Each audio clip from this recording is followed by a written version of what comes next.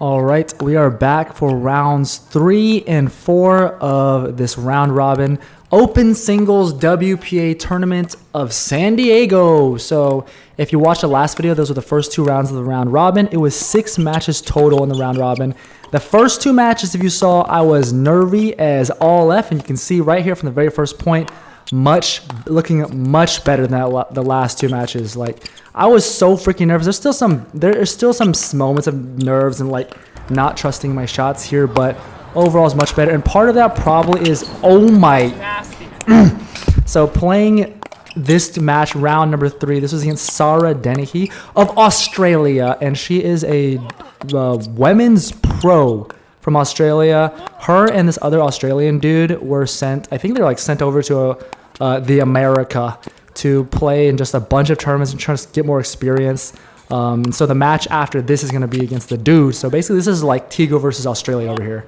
Anyways, coming into the tournament, she was a 5.056. Like I mentioned in the previous video, like she was the highest rated person in the draw, so like by far. So kind of like favorite to win. You can see very solid ground strokes over here. Oof, jeez. But anyways, I think also part of knowing that, it's kind of a double-edged sword, like looking into people's ratings, looking people up. You know, it's like we say like we don't want to do that, but it's so tempting. You know, you just want to get on DUPR and be like, let me see everyone's rating, see what I'm up against. And sometimes when you play against someone lower or someone even, you know, you feel so much pressure because you're like, I am supposed to beat them. My rating's gonna drop, blah blah blah. All those look at the drop shot of the heavens. All those things, it's like not really great to be even thinking about because it actually has nothing to do with a match. You really should just be playing every match the same, but that's just something we do to ourselves. Ew. Okay, I got really lucky there. Anyways, so yeah, like knowing that she was the best on here. And you know what? Also, I guess it was going to be unavoidable anyways because the tournament organizer, John Gill, also Australian, he was like hyping her up like, we have a women's pro from Australia, she's gonna crush the Americans. Like he was literally saying, oh my. That is so good. Nice shots. Yeah, that was crazy. Anyways, yeah, so it's kind of like there's no way we're not gonna know this, but I think that knowing that let me play with a little less pressure here, which is nice, you know, just because, like, you know, in your head you're like, I'm supposed to lose anyways. Who really cares? But at the same time, it's like, of course I want to win, you know, and you know, I think like playing well, you kind of want to keep it up. Oof, unlucky. But yeah, I kind of want to keep it up, and yeah, I think this game is just, I was playing so much better, like a great shot. Unfortunate miss right there.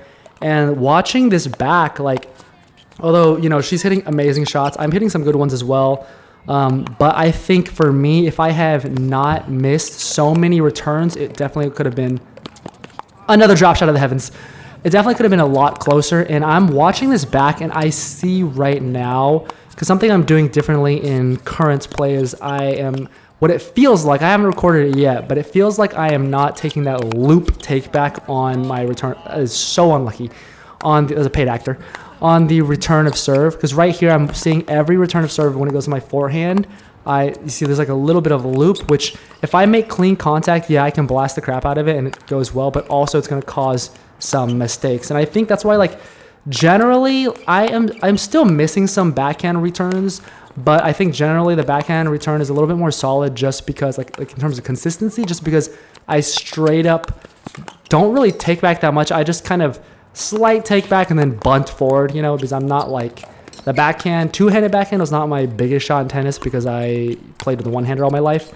So yeah, I really just kind of bunt it. But I think having a little bit more of that on the forehand, especially when people are hitting big serves, would benefit me greatly on the... Oh my. Whoa! That's a highlight. That's a freaking highlight. That was a good shot you hit there. Yeah, that's why it's so good. That was freaking wild. So yeah, I think that's definitely something I'm trying to be conscious of and work on a bit, as well as oh wow, that was crazy. Sorry, this is like a bit of a mix of commentary watching, because this was like over a month ago, so I kind of forgot what some of these points look like or what even happened. So yeah, I'm kind of like live reacting to my own play as well as talking about some mentality things. That right there, it does work. You know, like at the time, I was so against the slice volley on the backhand, but I think it actually does have, what a shot. It does have its purpose. Like if you hit a good one, it's really awkward. And what a finish. GG's. Sometimes it gets really awkward for the opponent to finish, and I've been kind of utilizing that more and really just holding it instead of hitting so much cut, like just punching it with that slice technique, which actually works out pretty well. So now this is against Liam Jesperson, I believe his last. Yes, Jesperson, and he was a 4.194 coming. Wait, let me make sure.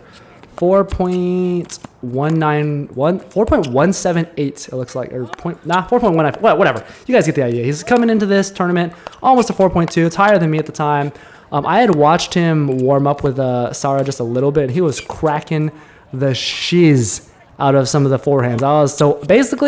I was expecting, like, okay, if I give anything to his forehand, he is going to absolutely rail it. Had an amazing start here. I think maybe he was, like, just not knowing that I was going to serve like that. I don't know. But sometimes it takes a little bit for people to get used to my serve when they're not, like, 5.0s. But, yeah. Oh, my gosh.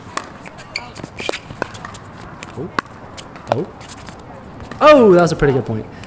So yeah, started off really good, 6-0 here, and then I think I'm not exactly sure what happens here. That's a bad shot. Oh, that is a bad slice, just dinking it over, no drive really, and there's definitely a bit of nerves here. Oh, I remember, look right there. You can see if you had set up a little better, that thing was coming in at like 100 miles per hour. Just kidding. I don't know how fast pickleballs actually go, but oof. That, you see a little bit of nerves there, like just go for it. Who cares that the ball had slice on it? That's when you should be even going for more topspin. Oh, you missed the easiest shot ever. There are some points, like, so one of my biggest things, I was telling myself, right, do not hit that slice backhand volley. And there it is, the first two-handed backhand volley.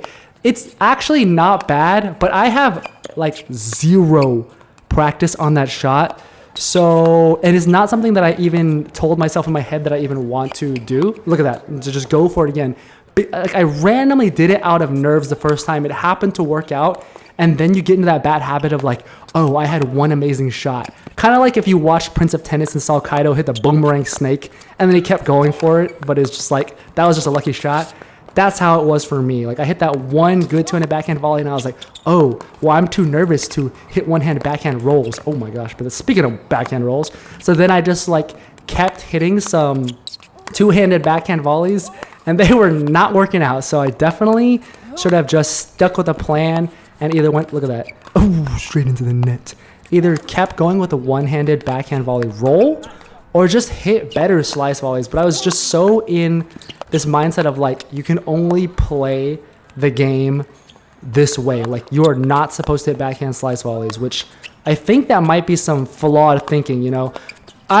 This may or may not be an unpopular opinion, but I don't care. There is a commentator on PPA, and I think he's just super annoying.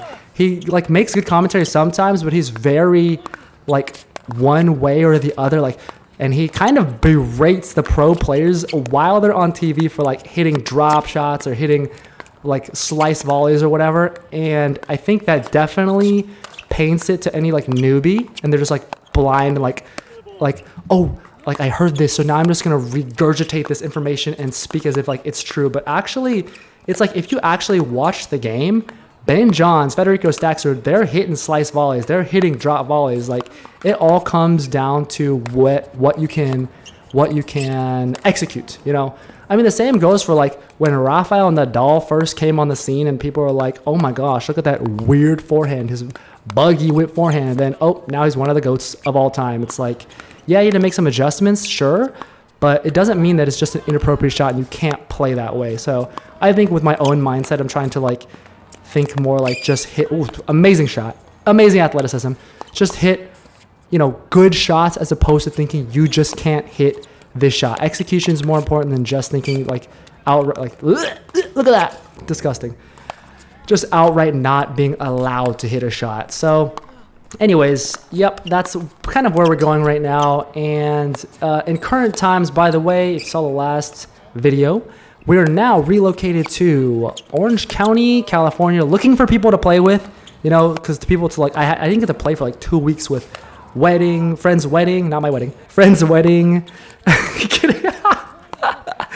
getting sick, moving from freaking Texas to California, trying to get my life in order, you know, because the whole place is like, was a mess at the beginning. So trying to get my skills back, but looking for a good group of people to play with. Found some recently, so let me try to improve. And yeah, it's the end of this one. Next video will be the conclusion of the tournament.